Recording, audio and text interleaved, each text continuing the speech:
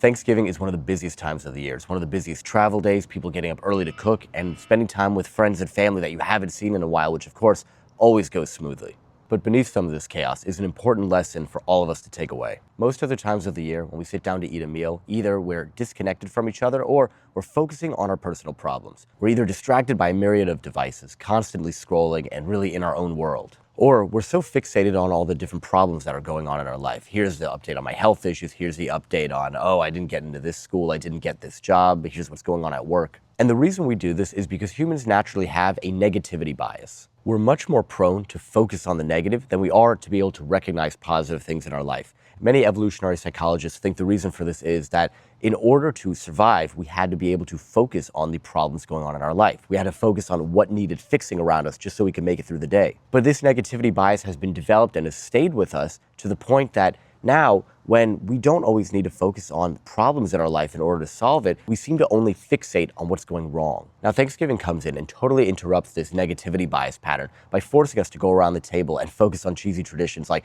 what are you thankful for? And everyone expressing gratitude. But there's actually an important lesson in this. Our brains are learning machines, and it learns from what we feed it. The more we have a certain pattern of thinking, the more that pattern will perpetuate. So if we understand that we naturally have a negativity bias and that we continue to reinforce this pattern by continuing to only focus on our issues and only bring up and talk about our issues, then our brain, of course, is going to continue this pattern and is going to strengthen this pattern. But what's the problem with this negativity bias? Because if it's meant to help us focus on problems so that we can problem solve, that probably is a good thing. The problem here is it makes us feel really bad if we're only focusing on the issues in our life. So in order to feel better, we first need to think better. And that's where Thanksgiving comes in, because Thanksgiving puts a pause in this negativity bias pattern. It forces us to evaluate a broader picture, a more complete picture of what's really going on in our life. Thanksgiving brings on the idea of gratitude, which is consciously acknowledging things that are going well or things that are going right in our life. Gratitude is consciously acknowledging the good that is already there. It could be things that are actually going right in our life that we're not recognizing. And this is so fundamental. This is a lesson from Thanksgiving because Thanksgiving forces us to put a pause in this negativity bias spiral. And when we do that, we're able to feel better because we start thinking better. Because just like we were saying before, that so often we don't feel great because we're always thinking about the problems in our life and we're always fixating on them. And they bring up more stress and more anxiety and our mind's all over the place and it's so hard to focus. Traditions like sitting around the table and answering, what are you grateful for, as cheesy as they can be, forces us to reshift our focus onto what is going well in our life. And the same way how we build up patterns of negativity bias, we can build up patterns of positivity bias. If we start to recognize what is going right in our life, it's going to be much easier to recognize that on a day-to-day basis. Instead of feeling so bogged down all the time, oh man, this is going wrong, oh man, someone cut me off in traffic, I'm gonna be late to work, we start to be able to recognize things that go well. That was a really good breakfast I had.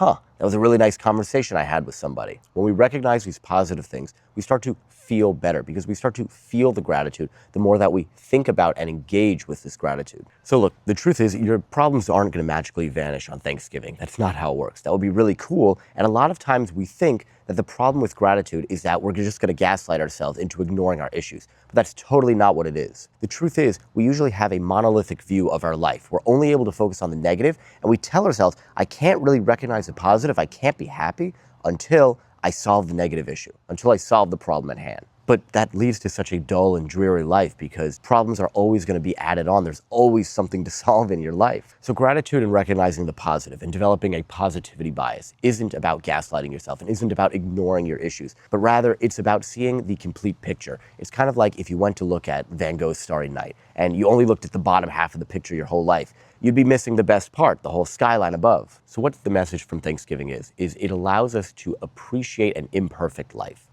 Your problems don't disappear on Thanksgiving, but they don't have to in order for you to feel good about your life. The way I like to frame this is gratitude and positivity bias is allowing you to smile in the eye of the hurricane. What does that mean? Hurricanes is a spiral of storms going all around, and the eye is actually a calm spot. And through retraining our mind, retraining our brain to focus on positive things in addition to problem solving, we're going to be able to maintain just a calm and positive demeanor while solving our issues. How great would that be if you got to feel good while also solving issues in your life? And nobody's perfect. I'm certainly not perfect at this. This is definitely something I'm still working on. But I think this is a great goal to aspire to be able to smile in the eye of the storm, smile in the eye of the hurricane, and to approach life with a sense of positivity and gratitude, all while solving issues. You're not going to ignore the storm, but you're going to learn to live better in it. Thank you for watching. I hope you found this valuable. Leave a comment on what your thoughts on this topic are. Click a video right here if you're looking for more life-changing content, and remember to hit life on all cylinders.